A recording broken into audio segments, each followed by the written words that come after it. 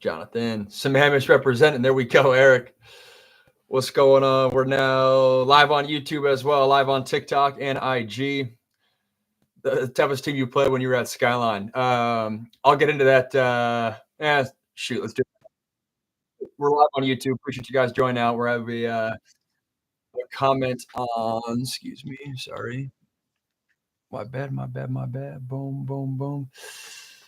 Toughest team I played at Skyline back in the day. Then I'll get into my Rory thoughts. A crazy weekend with Nico Iamaleava at Tennessee. Definitely have some thoughts there. That's the big storyline, not only in college football, but sports as well. And then been a crazy past couple weeks. Past 2 weeks, I've been to Augusta for 24 hours. Then I came back. I sliced my finger open. Almost needed stitches. Luckily, we're still good to go there. Then went to the Final Four for 2 days. I don't know if you guys saw that post, the actual reality post. That was kind of a fun little brand deal. Came back, went to the White Lotus premiere with my wife. I made this comment on Instagram, but anytime you see me at a non-sports event, it's not me owning it in my own merit. It's me totally tagging along with my wife. And then we popped over to Coachella, which I'm the type of guy that never gets the aux. That ain't my speed. I'm just along for the ride and there for the party. But it was a good time. Green Day was by far the best.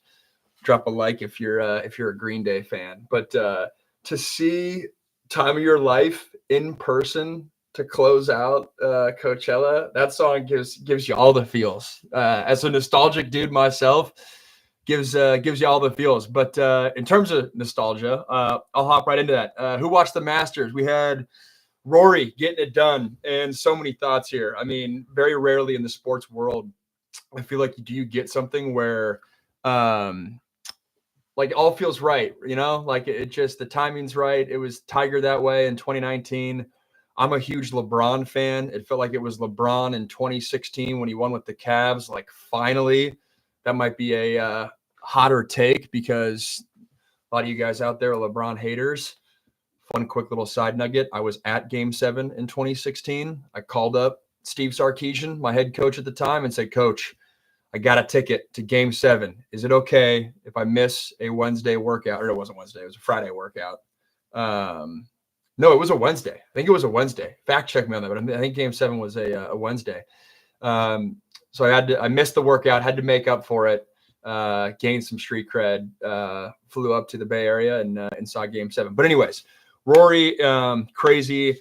The thing I'm most impressed with, not as a former golfer, but just as a former athlete, and as an athlete that I never had Rory expectations, but I had my small mini version of expectations, is every single time that you don't get it done, the scar tissue builds up higher and higher to the point where not only do you second guess yourself, not only does he have the putting yips, but you also wonder, like, at least how I was wired, like, how many more times am I going to get this opportunity?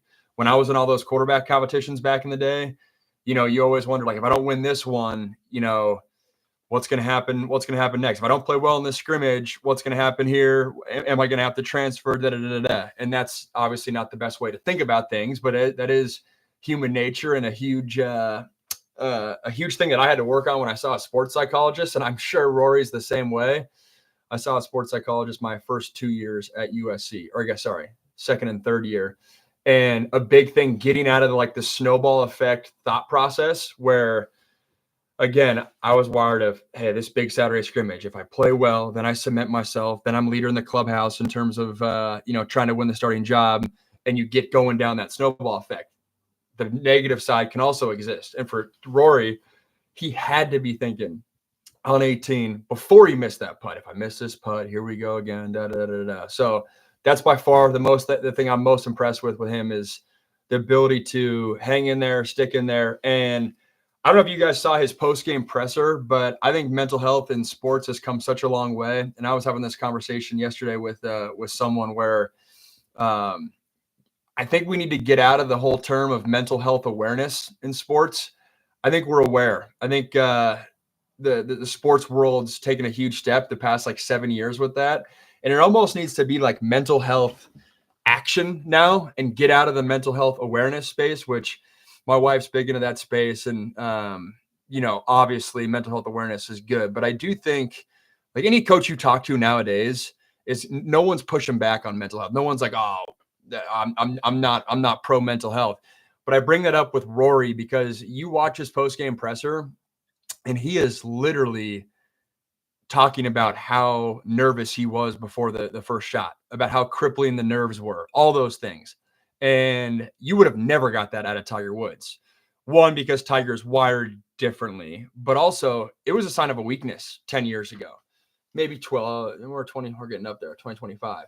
But no, 10 years ago, you would have never got that because there was the storyline that if you're admitting you're nervous, well, then your competition, the next time you're in a major championship, they're going to know you're nervous. So then they're going to work that against you and all that stuff. Versus Rory is up there, and I think it speaks to all the experiences that he has. He's like, nah, shit. I'll own that I'm nervous. I'll own that I was. He didn't say this, but probably shitting his pants on the first tee. I just think that's so healthy for today's athlete. And for those of you guys on YouTube, I'm actually working on a YouTube video, long form, right now. For those of you guys on TikTok, go over there and follow me on YouTube and check it out. But I'm working on a long form video about how the mentality of athletes, or I guess the role models for athletes, have a different mentality than when I grew up. I'm 30, so I'm millennial, not old per se, but definitely not a spring chicken, so to speak. And especially in golf, it comes through in golf, but it happens in basketball as well. Rick, what's up, man? Yes, sir. Eastside Catholic. Yeah, right. Go Spartans, baby. But the role models for golf right now, like I grew up in a generation where the guys setting the narratives were the Michael Jordans, the Kobe Bryants, the Tiger Woods, the Tom Brady's, which it was very much, I'm going to get mine. I'm going to be a killer. I'm going to eat. I'm going to take food off of your table. And if I show any sort of weakness or insecurity, that could be worked against me because I'm a killer. And there's a lot of good in that. Don't get me wrong. There's a lot of good in that mentality. But nowadays, you're seeing guys like, especially in golf, guys like Rory and guys like Scotty Scheffler. Scotty Scheffler always is talking about balance. He's not necessarily talking about grinding and hitting 500 shots in the range at 6 a.m. and the Tiger Woods workout program. And you get a guy like Rory who's being thoughtful about the mental health dynamics that he's working through Saturday night and Sunday leading the Masters. That is a different frame of reference. It's a different role model for the kids sitting on their couch at 12 years old. Kids sitting on their couch at 12 years old is watching Patrick Mahomes have fun and make crazy throws, and Josh Allen, watching him golf 18 holes. It's just a different generation. I think it's so healthy. It's easy to shit on the new generation of athletes and say they need to be more gritty and, work harder and all that. But I do think one thing that we need as a sports world to give ourselves credit for is the work and the progress that's happened the past 7 years, mental health wise. But that's enough on that topic. I also want to say I hand up and let me know in the comments if you're the same way. Bruins thought. Let me get to that. But Harry Diamond, Rory's caddy. It was funny. Rory was like literally calling me out in that presser where he's like, all those golf fans that think they know anything or they think they know something, but then they've just been crapping on Harry Diamond, his caddy for the past 5 years, saying like he doesn't know what's going on. That is me. When I watch Rory play, I'm always like, why is his caddy not talking to him more? Why is his caddy not giving him eyes when he's reading a putt? Harry has the disposition as if he's like not even giving him any 2 cents, and like literally the TV broadcast never shows them talking, which that makes that leads a question into its own right of like, all right, when are they talking? Maybe it's walking down the fairway or whatnot. But I thought it was so cool when Rory mentioned that Harry said, well, we would have taken this on Monday, or we would have given a right arm for this on Monday when he bogeyed 18 going into a playoff. That reframe is so spot on. Johan, what's up, man? Thanks for tuning in. Appreciate you here. Travis, what's up, man? But like that, hand up. I'm guilty. Rory's caddy. He earned that as well. It was tough to see Justin Rose though. That was one thing that I was like, dang, because I watched the Full Swing documentary, which how fitting was that they did a full episode on Justin Rose. And yeah, Harry made a cool 1.5 million. No doubt. No doubt. But the Justin Rose thing, especially coming off a full swing, and that's why full swing is so sick, because they take different storylines for different golfers. And to the fact that they did an episode on the twilight years of Justin Rose and what he's doing. And then, oh, by the way, that came out 2 months ago. And then now he's contending in the Masters, not even contending, in a Sunday playoff in the Masters. That was so cool. And not sure if there's anyone else out there that, like, without that full swing documentary, I don't think Justin Rose in that full swing episode, I don't think Justin Rose in contention would have hit as deep as it did for me. It's just so cool seeing, as a football guy, the one thing I'm so envious of golf is just the career longevity of these guys, where the storylines and the career arcs that can develop, it's literally like, you have guys, Justin Rose has been in the spotlight for 25 years, maybe 20. I mean, world number one 10 years ago. But, like, that doesn't happen in any other sport. I guess you could say LeBron, but LeBron's one of one in terms of him being at this thing for 20 years. Brady, sure, there's like quarterback duels, but really it's like a 5-year chunk at most. Golf, the fact that you have guys that have been in the spotlight for decades contending in 2025 is so sick. It's so cool because the storylines can develop, and it'll happen 10 years from now. We're going to get a Jordan Spieth revival. We'll get a Brooks coming back. I wish DJ, I feel like don't care at all. I wish DJ was still in contention. He got that live money and was like deuces. But that was fun to watch, man. I'm gonna go to some questions here on TikTok. Sorry, I've been riffing there.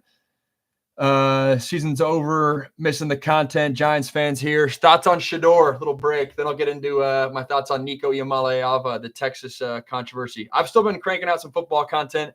There's been more lifestyle content recently, but I'm much higher on Shedeur than a lot of guys in my space. I think it's easy to fall into the narrative of he doesn't have that elite intangible,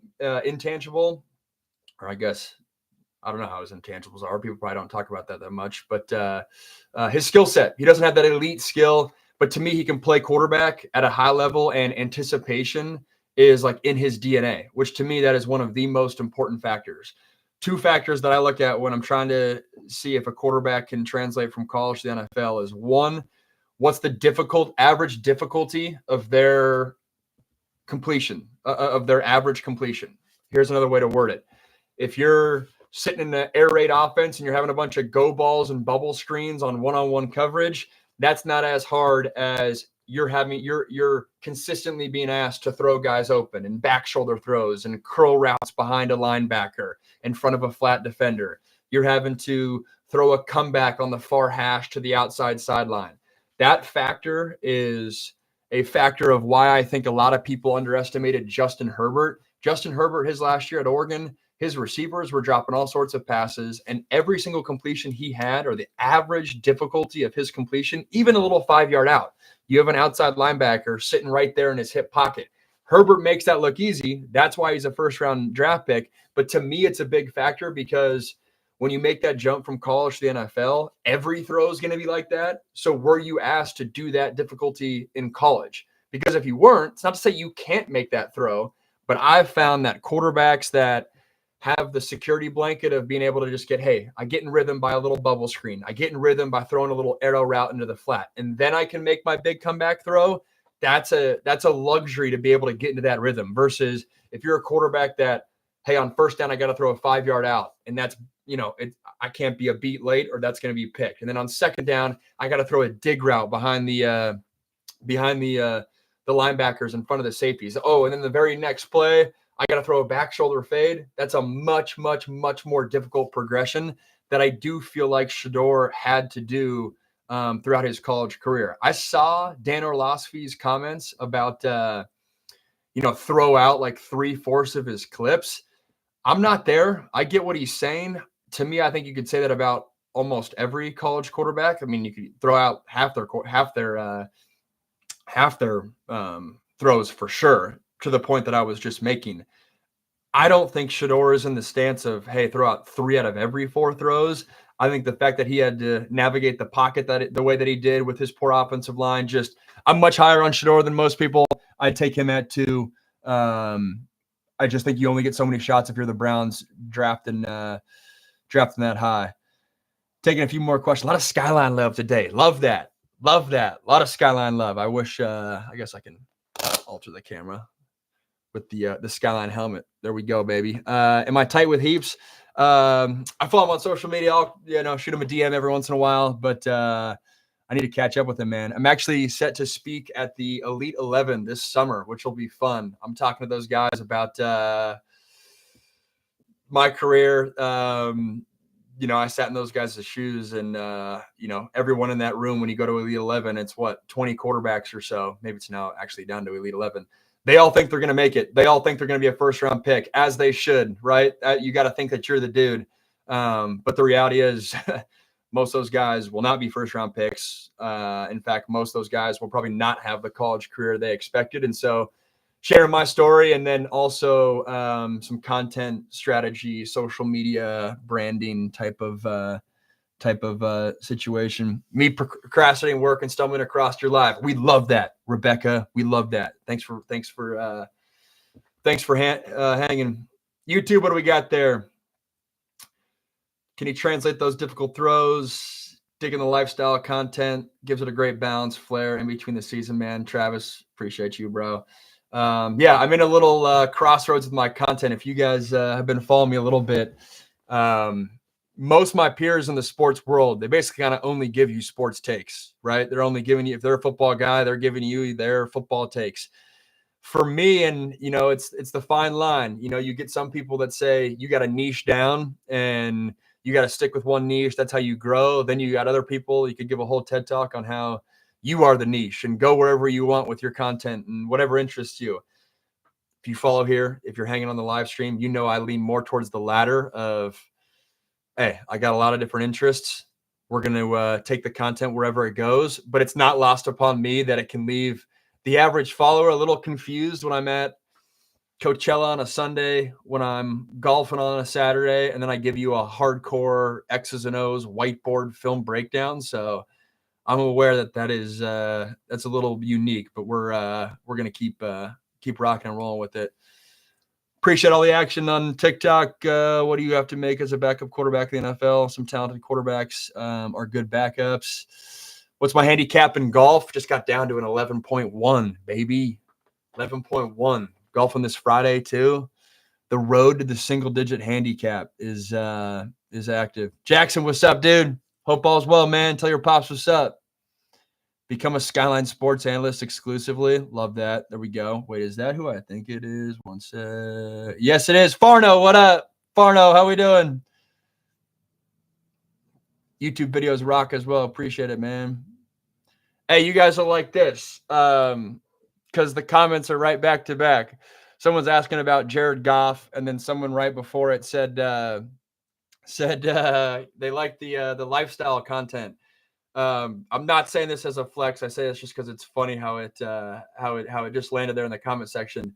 Goff texted me last week after my wife's highlights breakdown and was like, "This is comedy." So getting validation from the Detroit Lions QB about the new concept.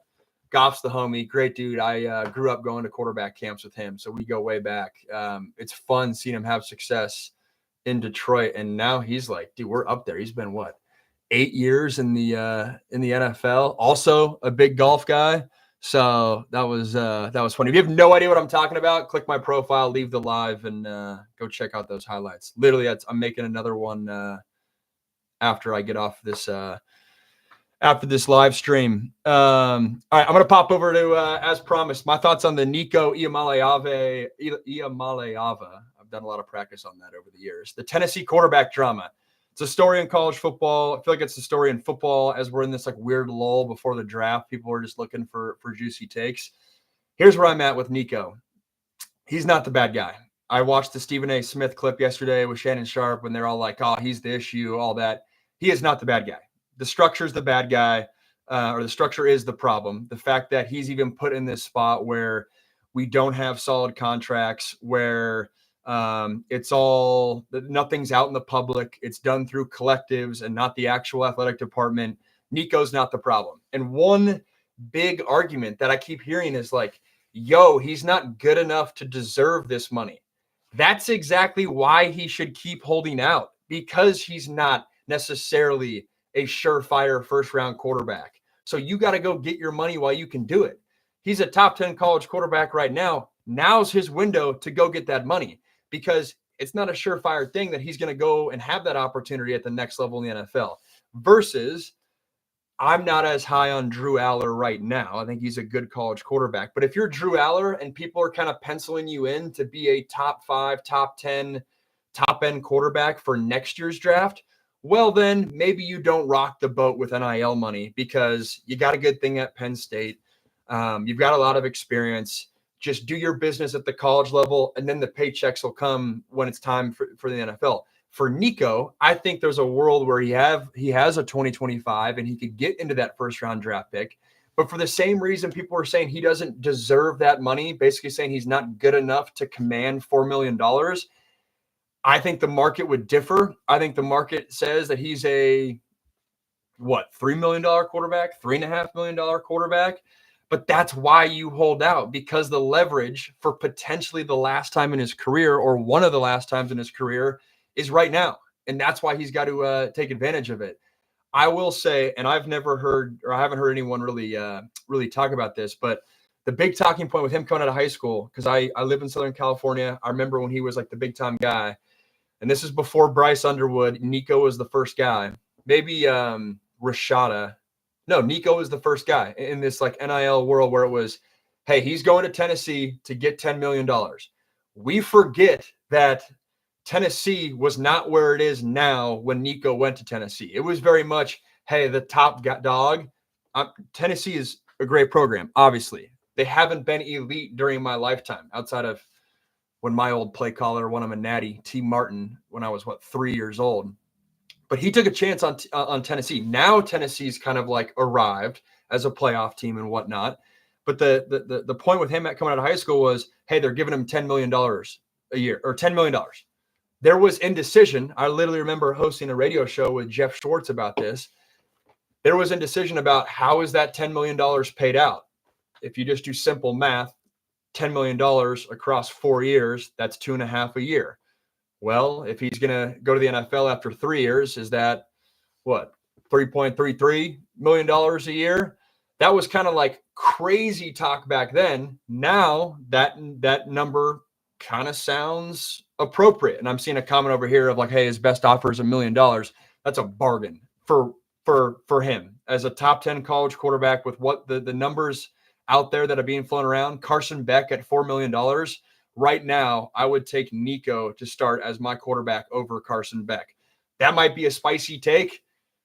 I would take that if it was healthy. To me, that's not spicy with Carson Beck's arm situation. That to me makes that ligament right there, that's sketchy to me. And maybe Miami's a backdoor or a dark horse landing spot for a guy like Nico. But anyways, now's the time that you have leverage. I don't know all the inner workings. I hate, like everyone, the fact that you have like your dad or your uncle or your best friend's dad representing him, and there's not like legitimate agents and whatnot. All that stuff, not a fan of it, but I just don't think it's crazy talk that that this is happening. But I will say, because I called the UNLV Oregon State game this past fall, 4 days after Matthew Sluka left the team at UNLV over an NIL dispute. Someone's giving me, Nick, you don't like the Nico over Carson Beck? Clip it. I'll stand on business with that. Also because of upside too with Nico and what he could do. But I called the game for UNLV right after Matthew Sluka left the team. And my number one takeaway was, this is the first domino to fall. But ultimately, you need something like what happened with Matthew Sluka at UNLV to happen to a SEC or a Big Ten school. Because the SEC and the Big Ten, we all say, hey, college football needs a commissioner. We need contracts. We all need these things.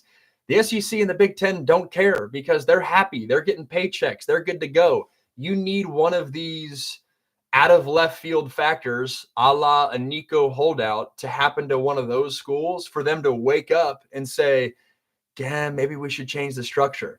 And the SEC and Tennessee and college football is lucky that this happened in the offseason and not during the season.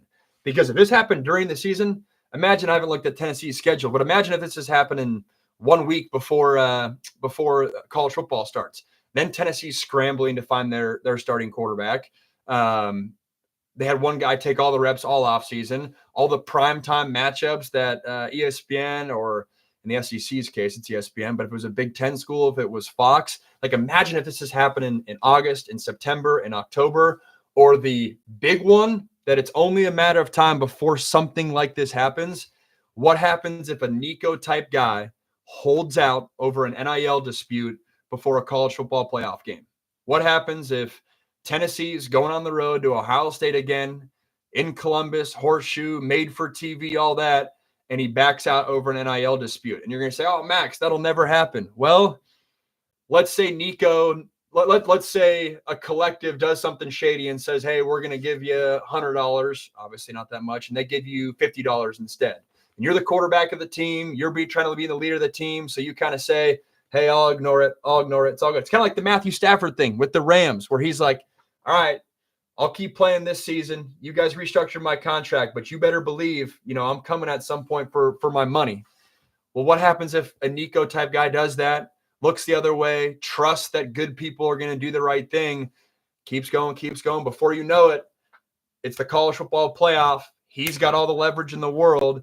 This is just an example. I'm not saying this is actually happening, but the Tennessee collective doesn't pay him whatever it was agreed upon, and he backs out in that game. And maybe it's not Nico. Maybe it's not a quarterback, but it could be an entire offensive line that bands together and says, Joey's Barbecue said they were going to pay us $100,000. That check hasn't cleared. We have leverage on our side. Sorry, we're backing out. That type of scenario is what needs to happen. I think Nico is heading that direction. But again, because it's the offseason and it didn't rock the whole boat in terms of TV contracts, and, it's not in the middle of the season, it's only a matter of time before a mid-season holdout happens with an SEC or a Big Ten school that rocks the boat, and I'm not going to say wakes up the SEC and the Big Ten because they're aware of all the things that are going on, but rocks the boat enough where action will have to be taken. Versus right now, action that we can say all day long of like, oh, we need contracts and all that. Nothing's happened. It's actually my biggest pet peeve. I've said this before on a live. But when big-time college football voices come on and say, well, I'm not smart enough. We need contracts. We need a collective bargaining agreement, but I'm not smart enough. We've been saying that for 3 years. It's just a cop-out. We're smart enough to get this done. Just the leverage points and the incentives are not there. So I'll take a break on my Nico rant and go through some comments. Live on YouTube, live on TikTok. If you're on TikTok, hop over to YouTube and check it out there. UT student here. Gotta love how Nico screwed everything up for everyone. There are no winners here. I feel for you guys. That sucks, especially because I like Tennessee's chances this year. I thought Nico had a shot to take a jump in year 3 as the starter. Year 3, year two, but year 3 on campus. That's tough. Nico's worth whatever someone's willing to pay. If that's more than he gets at Tennessee, good for him. That leads me into another thing I had notched down. It's interesting because I mentioned how, hey, it's a good thing it didn't happen mid-season. But like, where does Nico go right now? And if you look at the schools that presumably have some dough to pay him, Oregon, I think Oregon's good with their quarterback situation. Blanking on the Dante Moore. I think they're good there. Ohio State, everything you read, it's more of a Julian saying thing. I think they're good there. Georgia, this is where, and someone's saying I'm hating on someone on TikTok saying I'm hating on players, and here's another one. I'm not trying to hate on them, but Georgia's interesting. I think Gunnar Stockton is a great story. I think he's a great leader. I think he can win you double-digit games. But can he get you over the hump with his right arm to win you a national championship? I'm not there yet. I think he needs to develop a lot more as a passer to get you there. I also think if you're Kirby Smart sitting in your office right now, it would be irresponsible to not at least think about the fact that Gunnar Stockton keeps lowering shoulders and running with his head down. if you're looking at all the top quarterbacks in college football right now, the most injury prone one might be him. I hope it doesn't happen, but if you're Georgia, you have to at least think about, hey, where's Gunnar Stockton at as a passer? I'm not saying he's a bad quarterback. I'm saying the standard at Georgia is so high where it's basically national championship, or that season wasn't totally a success. The margins are thin. I think Nico, I'm not saying Nico's a top 5 quarterback in college football, but I do think he's a top 10 guy with some upside. That one's interesting to me. USC, my alma mater, boom. That one's interesting to me. I think they're fine with Jade Maeva. I don't think they go there. The story of Nico, the Long Beach kid, coming back to USC is interesting. If I was in Nico's camp, I definitely would make that phone call to USC.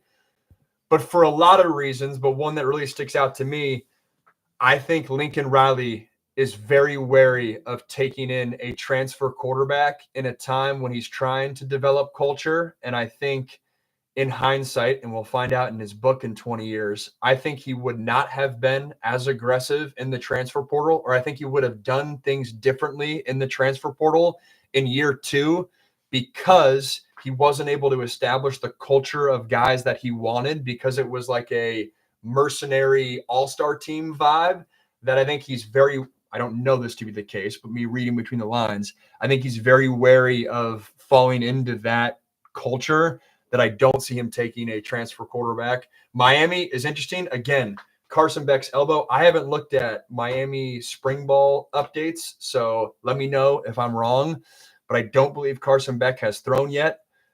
That to me is concerning. I don't think it's a foregone conclusion that he's going to be tip-top shape, ready to go. And Miami's got some dough, as we know, dropping bars. That one's interesting. Florida, ain't going to go there. Bama, I haven't dove into Ty Simpson as much, but I don't think he lands there. I think Bama's solid with where their quarterback's at, so that'll be interesting. Nico would have to sit out if he went to another SEC school in the spring window. I didn't know that. Dakota, I didn't know that. Thank you. I did not. That's like some old school transfer portal stuff. I did not. That's funny. That's back when I was there.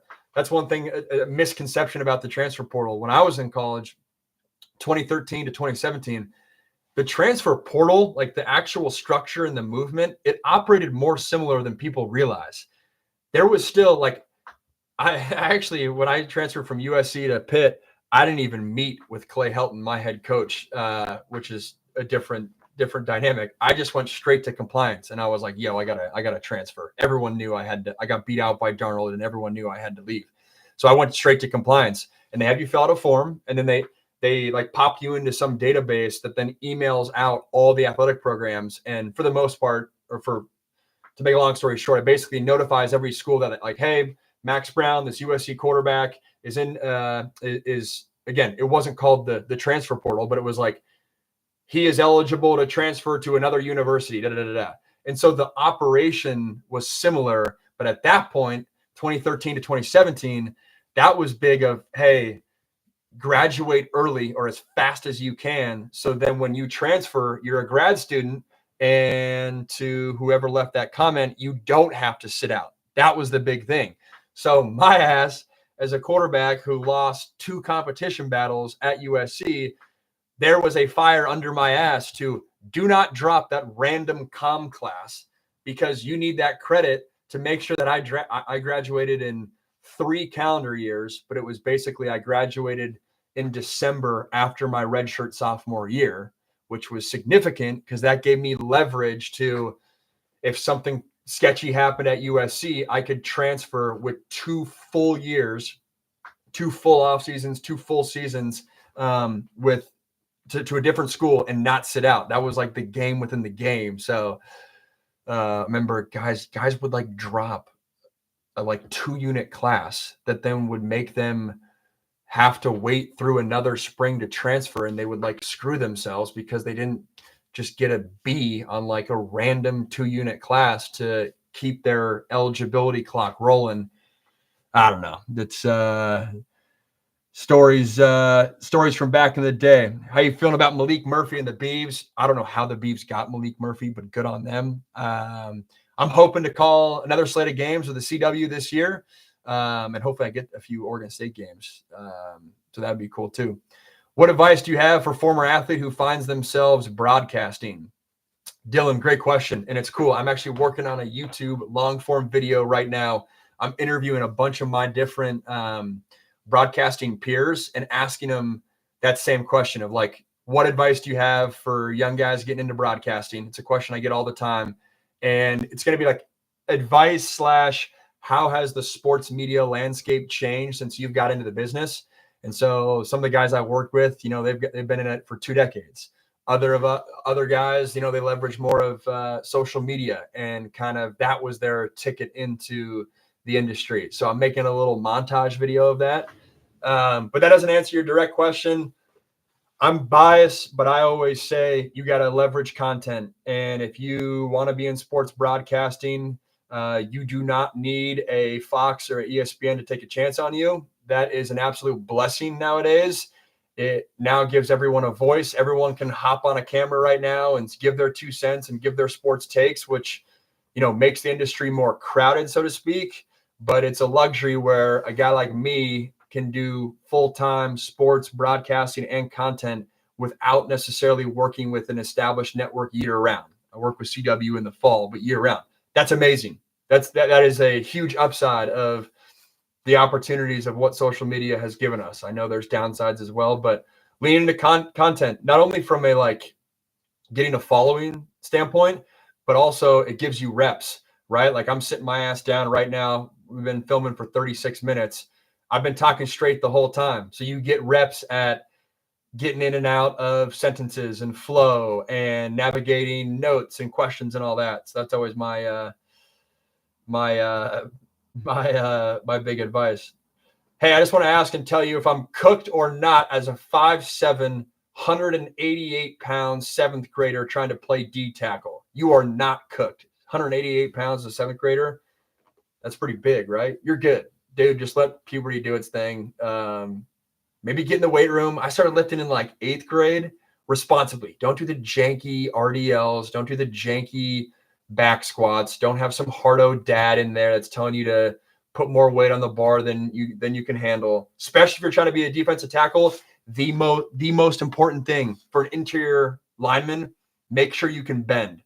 The quickest way to not be able to bend is put extra weight on the bar as a 7th grader, hurt your back, hurt your knees, and then you pay the price for it as later in high school or in college. Put 70% of the weight on the bar, get full depth. You'll thank you for doing that. You look like Joe Burrow's less athletic cousin. Yeah, it's we get that. We get that a lot. Actually, it's a lie. I haven't got that specific one, but I get versions of that all the time. Let's pop over to YouTube real quick. Ben, what's up, man? Good to see you again. Thanks for hanging out. Travis, can't wait for the broadcasting videos. Appreciate that, dude. Max, do you plan to make a career in broadcasting, or are you just going to flow right now? What about coaching or within the admin of a program? I don't have interest to get into coaching or admin of a program. I think, one, I'm married right now, and my wife would not be a fan of that lifestyle. But even before that, like the lifestyle of a coach and as a athletic administrator is too gnarly for me. The guys that make it still don't have full control over their life, professional life, right? You can make it and get fired 2 years later, and then you have to go move cities and move away from your family and lose community and all that. So I don't have an interest to get into coaching or the admin of a program. In a different phase of life, like I always have this random dream, and I made a short form video, short form TikTok and Instagram on it. But I could see a scenario where like I work in media the next like 25 years. And then when my future kids like get out of the house, I have one of my connections like say, hey, Max, you should come call plays for us. Or, like, hey, you should come be our GM. Like I could see that if like media gets stale down the road. But I think media is it's so creative. There's so many different ways to flow with it that I'll keep rocking and rolling with it. But like, just to be fully straight up, and this leads to how I started this video. I would not be able to be a full-time broadcaster without making money off of social media. So if you saw the actual reality goggles I was working with, like the Priceline deal I did, if you follow me on Instagram, I did a Delta deal last week. Like that pays the bills. That's how, I generate income right now. After leaving real estate, I was a commercial real estate broker for the past 4 years, and I left real estate in August. But that pays the bills. I don't have a reoccurring daytime gig with like a Sirius XM or an ESPN or whatever it is. Trying to bring in sponsors. So the 11 of you that are on YouTube right now, as I'm saying this, I appreciate you. I'm trying to bring in sponsors for my YouTube long form shows. Working on it right now. Got an offer last week that had to turn down because just not because I'm that sick, but just it wasn't there. But we're working on that. So trying to build a long form show. It'd be fun to kind of build that on my own. How did it feel to play Alabama? Oh, the good old Bama days. I sat next to a guy in the sauna 3 weeks ago that for literally 15 minutes, who was an Alabama fan at the game and was like, yo, I think I recognize you. Yep. Sorry, man. Bama got after your ass in 2016. But no, man, it was electric. That's the childhood dream, man. I remember literally, and I'm always happy I did this. I was a captain. You go out for the coin toss, but like 50 seconds before the coin toss, eye black on, spat job on, looked myself in the mirror, took like 3 deep breaths, and I literally like smiled at myself in the mirror and was like, this is sick. This is the childhood dream. This is when I was eating grilled cheese and tomato soup with my dad on the couch, watching college football, watching guys like Matt Leinart, watching guys like Vince Young, watching 9 a.m. Big Ten kickoffs. Like those are the memories that you're watching for. And I'm about to walk out in pads playing the number 1 team in the country, the defending national champs, and I'm a starting quarterback for USC. Like that's a dream. That's the dream that you have when you're playing Road to Glory in NCAA football. So it was sick to start out with. Nerves were rocking. I was super nervous. Don't get me wrong, but like normal nerves. But then you get hit, you settle in. I got sacked a couple times, which it's funny. And it reminds me of Rory's comments about how double bogeying 1 allowed him to like settle in. Sometimes when you get your bell rung and you get popped and you get sacked, which like sucks, it settles you into the game. The nerves diminish. And that certainly was the case for me. But the game obviously sucked. We got our asses handed to us, but it was to start. It was a cool experience. Thoughts on USC trying to back out of playing Notre Dame? Irish Maze, is that actually happening? I've seen Lincoln's comments of saying that, or no, it's Lincoln's or Colin Cowherd basically saying like, what's the point of USC playing Notre Dame with the strength of schedule going up? Like it doesn't do anything for USC outside of tradition. Is that actually happening? Yeah, I love the rivalry and they want out. Come on, SC. I don't like that. I'm a USC guy. I didn't like USC going to the Big Ten because I'm a West Coast guy. I'm a Pac-12 guy. But I also get it because it's only a matter of time. It would suck. Not a fan of it. But it's on the college football playoff committee where when that decision happens and USC is right on the fringe, because I've said this before, it's only a matter of time before a 9-win team gets into the college football playoff. That sounds crazy. It's like, Max, what? 9-3 team getting into the playoff? No way. It will happen because of that scenario where you get a USC type of team that has a loaded out of conference schedule and their 3 losses are Penn State and then 2 out of conference losses to like, let's say they lost to LSU last year on a neutral site and they lose to like Notre Dame on the road. That type of scenario is how a 9-win USC team, I'm just using this as an example, gets into the college football playoff. So on that note, real quick, those of you guys hanging on TikTok, go check out my stuff on YouTube. Posting a lot more long form videos. If you like my short form stuff and like the takes there, doing a lot more long form stuff. So go check it out. Thoughts on the Nico situation, Alex? What's up, man? I literally just riffed on that for like 10 minutes. So sorry, man. Go watch it on YouTube live. For everyone that's been hanging, I don't want to repeat the thoughts there. The best pit story. What's the best pit story that I got? I got a good one. My official visit was like December 10th weekend in 2016. I left USC before the Rose Bowl, which I'll give you another story. I left USC before the Rose Bowl. I'm actively working on trying to get a Rose Bowl ring because I was a captain on the team. I was there for 4 years, but I didn't get a Rose Bowl ring even though we won. I know I left the team and it's like my fault, but like I kind of had to because I had to transfer and get in somewhere before January 3rd. And so I left USC on like December 1st. I took a visit to Pitt on like December 9th. And my visit was with Kenny Pickett. I remember showing up and he had his Letterman's jacket and his like Justin Bieber haircut. And I was like the old guy. And on our official visit, I was the old guy again, because I was in, fourth year going fifth year. So I bought the beer at our official visit. And not only did I buy the beer, it was the first time I ever had a Yingling. So on the West Coast, we don't really have that. You have it at like Irish bars and whatnot, but like, I didn't know what that was. And then when I told people, hey, I'm taking an official visit to Pittsburgh, they're like, yo, you got to have a Yingling beer. And so I got on my official visit, the old guy. I was the one that was buying the beer for, we weren't breaking rules. I'll leave it there. But it was funny because it's like counter of how every other unofficial visit goes. Good times though. Who do you think Tennessee will get from the portal? I do not know. I need to check that out. Thoughts on Garrett Nussmeier at LSU this year? I'm super high on Garrett Nussmeier. It feels like he is the offseason darling of a lot of people. Funny enough, side story, especially for all you Skyline folks that are still in here. A lot of people were starting a lot of Skyline support to start the video. I met Garrett Nussmeier when he was a second grader. He came to my high school's youth football camp in the suburbs of Seattle, Sammamish, Washington. And his dad was the first coach to ever offer me, Doug Nussmeier, at University of Washington. Weekend after my freshman year of high school, the homie Nuss. But so then like half recruiting tactic, half, hey, I got a second grader on summer break. He needs a football camp.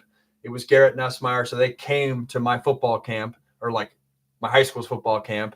Because again, that's like the recruiting days of, hey, if Nuss brought his kid to the high school recruiting camp, they then could talk to the high school football counselor. And so I chopped it up with Nuss, and then little Garrett Nussmeier. That's probably 14 years ago, which is crazy. But I met little Garrett Nussmeier when he was like first or second grader. Anyways, I'm super high on him. I'm fascinated to see what happens when LSU gets a run game and Nussmeier, to my earlier point, those of you guys that have been hanging on the whole time, I talk about what's the average difficulty of your throw, what's the average difficulty of your average completion. For Garrett Nussmeier, that was high. He's throwing a lot of like rail shots, seam routes, timed outs.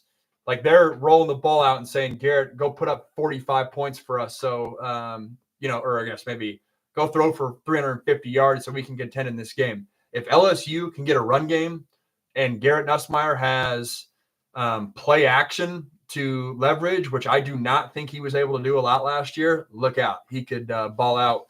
Would not surprise me if he is right up there in all the talks. First round talk next year, Heisman talk next year, potentially. So I'm super high on him. Walmart Joe Burrow. Sugar, I'm not going to say that. Thanks for the comment. What do you think of the QB situation at Syracuse is settled, or should they make a little push for Nico?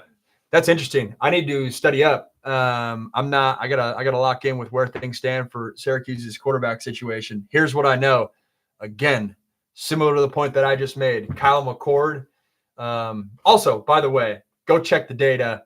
I posted Kyle McCord's going to be a top 5 quarterback in the draft. Posted a whole video on it back in October. Got a lot of flack for that video. Now Colin Cowherd, he's on that take. Feels like a lot of football people are on that take. The true OGs, the true people that are dialed into the content. I called 3 of Kyle McCord's games last year. I'm super high on him relatively. I think in terms of like a dark horse. I'm not putting him first round, but it would not surprise me if he went late in the second.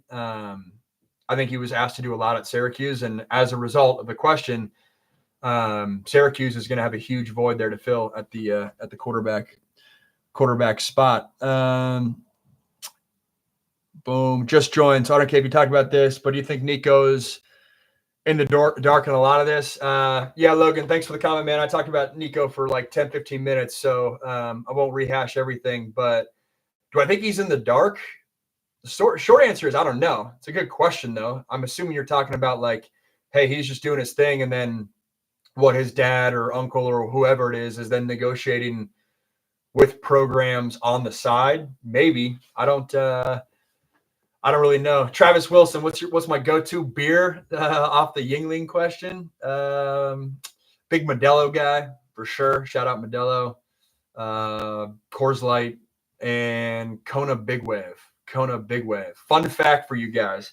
You guys are going to think I was like an absolute drinker in college, which, hey, we had our fun, but I wasn't out of control. But cool story. I lived with 6 teammates in college at USC my back 2 years, and we had Kona Big Wave on tap, which was amazing. Before it got mainstream, like before it was like, in every 7-Eleven kind of thing, where it was like more of a niche beer.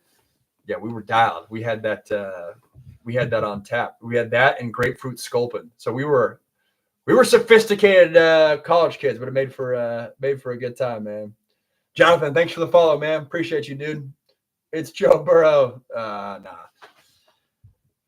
In my opinion, Nico will end up better off without Tennessee in a more pro-style offense that will develop him. I think that's an interesting take. I made a comment about this. I'm super high on Michael Penix. I feel like people kind of forget about him. I think Michael Penix would have been the number 1 quarterback taken in this year's draft if he was in this class, which we forget about. I've been on the second he got drafted, and everyone was like, this is the dumbest pick ever. I knew people were going to say that. Pulled out my phone. I was like, it's not the dumbest pick ever. Here's the reasons. Anyways, I bring up Michael Penix because, and you can say the same thing about Jaden Daniels. You can say the same thing about Bo Nix. Guys that transfer and have success in a new environment at a second or a third school, that to me is now a valuable data point when you're evaluating quarterbacks jumping from college to the NFL, because you see a lot of guys that can get insulated by having the comforting surroundings of the school that they committed to. And I'm used to this program for 3, 4, 5 years. Again, like a guy like a Drew Aller, who's been at Penn State the whole time. Again, I'm not trying to be a Drew Aller hater, but he's had the luxury of progressing in the same system. I guess Andy Kolnicki's a new play caller, so maybe that's not the best. That's not the best example. But my point is, when you have to transfer to a new school and show that you have the chops to do it with a whole nother set of factors: new play caller, new surroundings, new conference, new teammates, hey, you might have had a star receiver or a great concept at one school, then you go to the next school and it's not the case. The best quarterbacks, and to me, the guys that I would look at, a la a Cam Ward, even a Shador Sanders going from Jackson State to Colorado, when you can have success at multiple spots, that to me is a huge green flag for quarterbacks going to the next level. Maybe Tyler Shuck should go in the first round then. I'm becoming a hater today. I'm not. Where did Tyler Shuck come from? He ran a good 40-yard dash, and then people watched his film. Does he deserve to get drafted? Yes.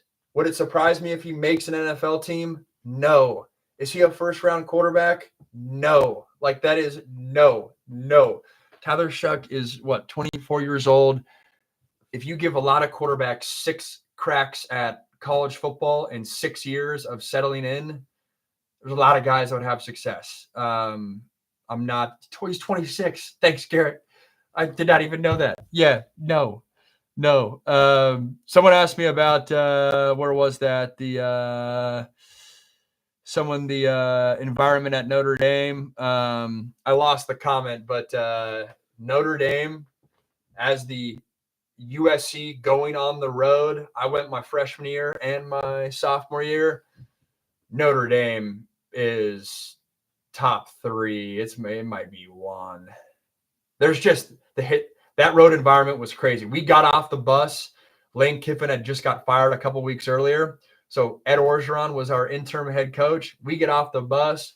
Eddie O's hooting and hollering at the Notre Dame fans, which like Notre Dame, here's a good takeaway. Notre Dame's like one of the only road stadiums where you get dropped off like right in the tailgaters. So those tailgaters, Notre Dame fans seem all professional and all like, good to go. No, they'll mother F you coming off the bus and the whole deal. And of course, Ed Orgeron loved that. He was hooting and hollering back.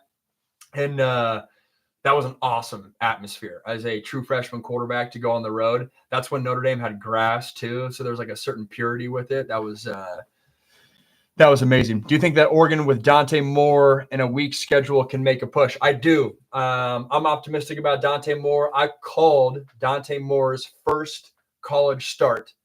One sec. They're saying that I called Dante Moore's first college start at UCLA, and Chip Kelly, everyone in that building was raving about who he was, who he could be, his wiring, the whole deal. I think we are all guilty as college football fans to we underestimate how difficult it is for quarterbacks to transition as true freshmen and produce at a high level. I think we've seen some guys do it, and so then we get spoiled, but that's a tough transition. I think Dante, by going to Oregon, sitting out a year, developing, I think Tez Johnson's comments at the Rose Bowl saying like, yo, Dante Moore's next up. You're not just saying to have one of your best players, your star receiver, stick his neck out on the line and say, yo, that kid's a baller. That means that dude has been doing a lot behind the scenes. I'm a believer in Dante Moore. I think it's significant that Oregon did not go in the portal and get a quarterback. That to me speaks to the belief they have in Dante Moore. I think Oregon can make a run. I think Oregon should be right there at the top in terms of expectations for this upcoming year. Tommy, thanks for the follow, man. Appreciate it, dude. Johan, what was your first impression of Juju? Juju Smith-Schuster, I'm assuming. Nowadays, there's a few Jujus walking around. Let me know. If you were a guy coming out of high school and had no offers, would you walk on to a big-time D1 school or go the JUCO route? This is a big-time question. I think walking on is one of the great hacks for guys that are fringe players because it gives you a lot of optionality. And I saw it at USC when we were on sanctions. We had a lot of walk-ons come onto our program. And the beauty of walking on to big-time programs is you oftentimes get, if you're a preferred walk-on, a lot of these guys don't have the grades to get into those schools. If you're walking on at USC, if you're walking on at, some of these schools, like you can use the help of the football program to get into school. And then everyone at 18 thinks they're going to be the next Clay Matthews, powerful walk-on. Let's go do this thing. If you wake up after 2 seasons and you're like, you know what, football is going to end at some point for all of us. I'm gonna dip out. Well, then, oh, by the way, you get a USC degree or a world-class degree from a lot of these institutions, and you can back out. Or if it works out, you can get on walk-on. You can get on scholarship later on in your career. And I think it's a phenomenal route. What's interesting nowadays. And I don't know if this is the root of your question, Josh, which I appreciate the comment. Roster caps are coming to college football where roster sizes are getting capped, or they're gearing up for it with revenue share to get capped at 105 guys, which before it was around 120. So that's 15 just to make for ease of conversation, 15 walk-on spots that are going away. The walk-on route is going to be much more difficult. Another factor, if you're really eyeing this, is the Diego Pavia case at Vanderbilt, where it was ruled that he was not punished a year, or he did not have to use a year of eligibility for his JUCO. That is really interesting, where if it gets to a point where your clock doesn't start, if you're playing in JUCO, if you're a fringe guy or a guy that grew up in a small town, or, hey, you matured later or whatever, I think it's a sound strategy and is worth a lot of consideration from guys. Go to the JUCO, develop as like a quasi red shirt for 1, maybe even 2 years, and then transfer up to a bigger school, and then your clock starts. If JUCO football doesn't work against your eligibility, which that's a whole nother topic, but that's out there rumbling a little bit, given the Diego Pavia Vanderbilt drama. Who's winning the Pac-12 this year? I think Washington State's got a lot of turnover, so I'll go the Beavs, especially with Malik Murphy. First impression of Juju Smith-Schuster. I got tons of respect for Juju, and where my head goes at right away as a content guy is like Juju's the OG sports content creator and deserves a lot of credit for like putting his neck out on the line. Like, I remember a lot of people at USC were giving him funny looks when he would wear his Despicable Me slippers on his scooter and was like YouTubing videos, and it was like, what's this guy doing? I didn't think this, but you could tell the connotation was like, who does this guy think he is? And then sure enough, he was part of that OG crew that made YouTubers, athlete content creators. Like, whenever Harvard Business Review does a case study on the creator economy with athletics, Juju Smith-Schuster's name is going to be in that article, which I think he deserves a lot of credit. My first impression, though, to answer your exact question, he was much more shy and much more reserved than where he's at now. And I think he started playing well on the field, started settling in, just like any 17, 18-year-old player, started to get that swagger, and then the personality came out. But I remember the days of that first week of fall camp practice when he came to USC. He, not heavily, but he'd switch time, Juju that is, between receiver and safety. Remember, he was like the number 1 safety recruit coming out of California, which for those of you that didn't know, I feel like that makes sense now, just given his body type. Like, he could have totally been a strong safety, or like a nickel. He could have made the league as a nickel for sure. But he made one big time catch. We had Nelson Aguilar on one side and Juju Smith on the other. He made one big time catch in a scrimmage. And I remember watching the film with Clay Helton, and I'm sure Sark said the same thing. Like, yeah, playmakers don't necessarily grow on trees. Let's put him at receiver and go do the thing. Slow Burrow, what up? I'm a JUCO athlete and would love to talk about eligibility. Honestly, I need to study up more about that. But if you need 2 cents, shoot me a DM. Happy to hop on a conversation. He was a monster at Long Beach Poly. He was, dude. There's a lot of great Long Beach Poly players there for sure. Safety might have been a better bet, dude. Juju he's had a hell of a career, man. I know, expectations at one point were like super, super high, but at this point, he's what, 6, 7, 8 years in the NFL, right? He's had a hell of a career. Do you have much involvement with the hidden opponent? Thanks for asking, man. I never got this question. And this will be, I'll take a couple more, then it's time to sign off. But the hidden opponent is a student athlete mental health nonprofit that my wife started 6, 7 years ago. They are crushing it. They're like the leading mental health, student athlete mental health platform. For those of you guys that don't know what I'm talking about, go check it out. She crushes it.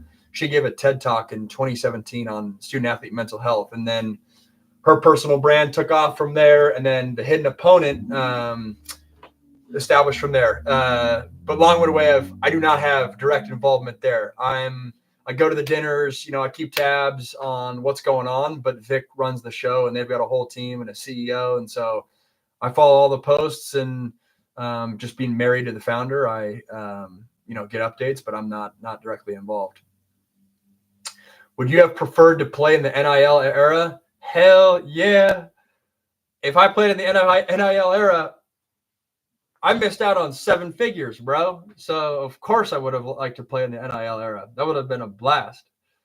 Brad Kaya, he's the greatest winner athlete of all time. I've met Brad Kaya a couple times. He came to our practices and would sit in on our quarterback meetings when I was a true freshman at USC. He grew up in the Valley, I believe.